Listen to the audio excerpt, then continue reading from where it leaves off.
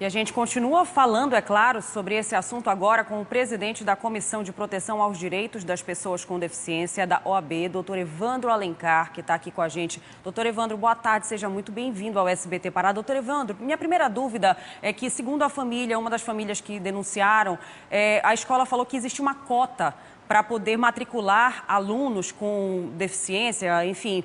Isso é legal? Bem-vindo. Boa tarde, Nara Bandeira.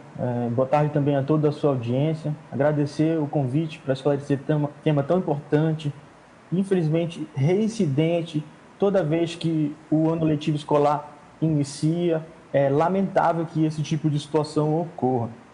Quanto à existência de cota em salas de aulas, a legislação ordinária ela não estabelece a existência de uma cota que seja cumprida pela escola.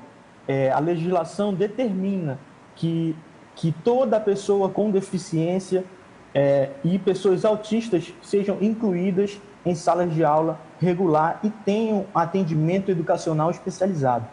Esse atendimento ele vem a partir do momento que a família apresenta um laudo ou esse trabalho até para identificação ele é feito obrigatoriamente junto com a escola? Como é que funciona? No geral, o atendimento ele deve ser requerido pelos pais de pessoas com deficiência com a apresentação do laudo. Mas o professor ele tem um importante papel na identificação das necessidades pedagógicas.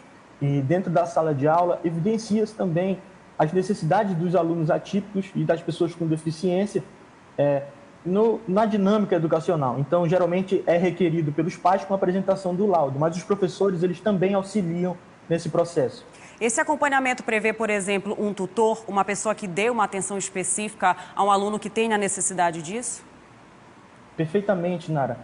A legislação ela estabelece que a pessoa com deficiência que necessita de um acompanhamento especializado tenha um profissional que acompanhe essa criança em sala de aula sem custo extra para a família, né? E que esse profissional ele possa oferecer todo o apoio escolar que ela necessita. Perfeito. Se a escola não obedecer todas essas regras, imagino que haja outras regras aí na lei, o que acontece? O que pode acontecer com a escola? O que a família deve fazer? Olha, a atitude que a família, nesse caso, tomou foi muito adequada, procurando os seus direitos, produzindo provas, solicitando a negativa da matrícula por escrito, levando até a delegacia especializada. É necessário também, no caso de não conseguir solucionar o problema amigavelmente, que procure advogados, a Defensoria Pública, o Ministério Público, para efetivar as medidas legais cabíveis, como denúncias, ações de reparação. Tudo isso está previsto na legislação. Inclusive, Nara, constitui crime contra a pessoa com deficiência a recusa da matrícula.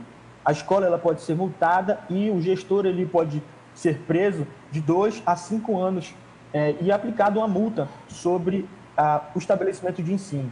Essas regras, doutor Evandro, elas valem tanto para a rede particular quanto para a rede pública? Inclusive a presença de um tutor, um acompanhamento específico?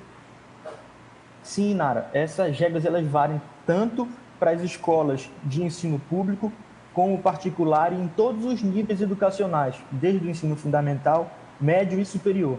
Perfeito, doutor Evandro. O assunto é muito extenso, mas a gente agradece muito esses esclarecimentos iniciais e continuamos acompanhando. Muito obrigada, boa semana, viu? Boa tarde.